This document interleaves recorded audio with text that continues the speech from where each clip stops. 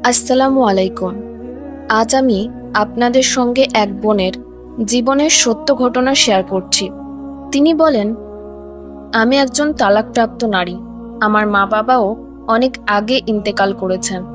তালাক হওয়ার পর আমার জীবনে আর কোনো সহায় ছিল না। মাথার উপর ছাদের নিশ্চয়তা ছিল না। জীবিকা নির্বাহের কোনো পথও খোলা ছিল না। আমি দিনভর ভাবতাম, এখন আমি কোথায় যাব, কিভাবে জীবন চলবে। তখন আমি আমার এক বান্ধবীকে ফোন করে সাহায্য চাই। আলহামদুলিল্লাহ, তার ভাই আমার জন্য একটি ভাড়ার ঘরের ব্যবস্থা করে দেন। থাকার একটি জায়গা মিললেও প্রতিদিন মনে হতো খাওয়ার ব্যবস্থা কিভাবে হবে, ভাড়ার টাকা কিভাবে দেব। টেনশনে আমার মন ভরে থাকতো। আমি খুব বেশি পড়াশোনা করিনি, শুধু উচ্চ মাধ্যমিক পর্যন্ত পড়েছি। তবুও আমি চাকরির খোঁজ শুরু করি। কিন্তু আপনারা জানেন আজকের দিনে চাকরি পাওয়া কতটা কঠিন। আমারও সহজে কোথাও চাকরি মিলছিল না। খাওয়ার ব্যবস্থা কোনোভাবে হয়ে যেত, কিন্তু ভাড়ার চিন্তায় আমাকে সবচেয়ে বেশি কষ্ট দিত। একদিন আমি সেই বান্ধবীর বাড়ি গেলাম। সেখানে আমার দেখা হলো তার আম্মুর সঙ্গে। আমি যখন আমার সমস্যার কথা খুলে বললাম, তখন তার আম্মা আমাকে বললেন, তুমি প্রতিদিন সূরা বাকারা তিলাওয়াত শুরু করো, মন থেকে পড়ো। ইনশাআল্লাহ আল্লাহ তোমার সব সমস্যার সমাধান করে দেবেন। তিনি সূরা বাকারার ফজিলত নিয়ে অনেক কিছু বললেন। আমি এতটাই অনুপ্রাণিত হলাম যে সেদিনই মনে মনে ঠিক করলাম আমি প্রতিদিন সূরা বাকারা তিলাওয়াত করব। মনে হচ্ছিল যেন আল্লাহ আমার জন্য এই পথ খুলে দিলেন। প্রথম দিন সূরা বাকারা তিলাওয়াত করতে অনেক সময় লেগেছিল, কিন্তু আমি দৃঢ় সংকল্প নিয়েছিলাম, যাই হোক প্রতিদিন আমাকে এটা পড়তেই হবে। এরপর থেকে আমি নিয়মিত সূরা বাকারা পড়তে থাকলাম এবং পাশাপাশি চাকরির খোঁজও চালিয়ে যাচ্ছিলাম। একদিন আমি আল্লাহর কাছে কাঁদতে কাঁদতে দোয়া করছিলাম, বলছিলাম, হে আল্লাহ, তুমি তো সব জানো, আমার কোনো সাহায্যকারী নেই, তুমিই একমাত্র ভরসা। সুবহান আল্লাহ। দোয়া শেষ হতেই হঠাৎই আমার ফোনে চাকরির জন্য কল এলো। যদিও আমি অনেক জায়গায় আবেদন করেছিলাম, কিন্তু যখন এই কল এলো তখন আমার আনন্দের সীমা ছিল না। কারণ বেতন এতটাই ভালো ছিল যে সহজেই বাড়ি ভাড়া ও খাওয়ার খরচা হয়ে যেত।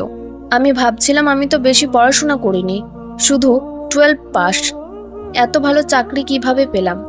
তখন আমার অন্তর থেকে একটি উত্তর এলো, এটা আল্লাহর কুদরত, এটা সূরা বাকারার বরকত এবং আল্লাহর উপর আমার পূর্ণ ভরসার ফল। আজ আলহামদুলিল্লাহ আমি শান্তিতে জীবনযাপন করছি। আল্লাহ আমার সব কাজ সহজ করে দেন, কারণ আমি এখনো প্রতিদিন সূরা বাকারা তিলাওয়াত করি। এর ফলে আমার জীবনে অদ্ভুত প্রশান্তি নেমে এসেছে। এই বোনের গল্প থেকে আমাদের সবার জন্য একটি বড় শিক্ষা রয়েছে। যখন আমরা ভাবি আর কোনো পথ নেই, জীবন থেমে গেছে, ভবিষ্যৎ অন্ধকার, তখন আমরা ভুলে যাই যে আল্লাহ আমাদের জন্য রিজিকের জিম্মাদার। তিনি আমাদের প্রতিটি নিঃশ্বাস, প্রতিটি কষ্ট সম্পর্কে জানেন। সবাই যখন ছেড়ে দেয় তখন শুধু আল্লাহ আমাদের সবচেয়ে কাছের সঙ্গী। আর আমরা যখন সম্পূর্ণ বিশ্বাস নিয়ে আল্লাহর কাছে চাই, তখন আল্লাহ সেই ইয়াকিনের সম্মান করেন এবং তার বান্দাকে কখনো একা ফেলে দেন না। আল্লাহ আমাদের কখনোই আমাদের অবস্থার উপর একা ফেলে দেন না। শুধু একটি শর্ত আছে, আমাদের আল্লাহর উপর পূর্ণ বিশ্বাস থাকতে হবে। হয়তো সামনে কিছুই দেখা যাচ্ছে না, সবকিছু অন্ধকার মনে হচ্ছে, তবু আমাদের মনে রাখা উচিত আমাদের আল্লাহ আমাদের সঙ্গে আছেন। তিনি আমাদের কষ্ট দেখতে পারেন না, কারণ আল্লাহ তার বান্দাকে অসীম ভালোবাসেন।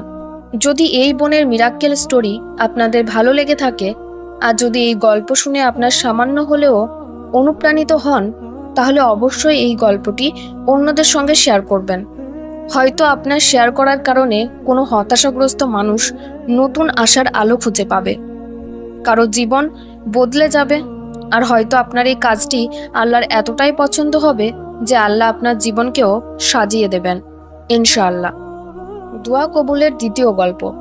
এক বোন লিখেছেন, আমি সূরা আল ফাতিহা 1000 বার পড়েছি। নিয়ত ছিল আমার উপর যদি কোনো জাদু, বদনজর বা নেতিবাচক শক্তি থাকে তা ভেঙে দেওয়ার জন্য। প্রায় 40 বার পড়ে পানিতে ফুঁ দিয়েছি। তারপর সেই পানি দিয়ে গোসল করেছি, ঘর ও জিনিসপত্রে ছিটিয়েছি, আর কিছু পান করেছি। সুবহানাল্লাহ। এরপর যা ঘটল, দুঃস্বপ্ন দেখা পুরোপুরি বন্ধ হয়ে গেল। হঠাৎ বন্ধ হয়ে যাওয়া বিয়ের প্রস্তাবগুলো আবার আসতে শুরু করলো এবং আমার বিয়ে সম্পন্ন হলো। মাঝারি মানের ফলাফল থেকে আমার পড়াশোনার গ্রেড চমৎকার হয়ে গেল। সবাই বলতে লাগলো আমি নাকি দেখতে সুন্দর হয়ে গিয়েছি, আর মনে হলো হৃদয়টা অনেক হালকা হয়ে গেছে। শারীরিক অসুস্থতা, মাইগ্রেন, কানে শোঁ শোঁ শব্দ আর বারবার হওয়া সমস্যাগুলো সব মিলিয়ে গেল। রিজিকের দরজা খুলে গেল, আর যারা আগে আমার উপর অযথা বিরক্ত হতো তারা এখন ভালোবাসা দেখাতে লাগলো। আলহামদুলিল্লাহ, সূরা আল ফাতিহা সত্যিই আল্লাহর পক্ষ থেকে এক অপূর্ব শেফা। এটা হলো অন্য আর একজনের দোয়া কবুলের গল্প। আপনি যদি চান তাহলে আপনার দোয়া কবুলের গল্পটিও আমাদের ইমেলের মাধ্যমে পাঠাতে পারেন। আমাদের চ্যানেলে সেটি প্রচার করা হবে ইনশাআল্লাহ। আজকে এই পর্যন্তই, দেখা হবে পরবর্তী ভিডিওতে। আসসালামু আলাইকুম।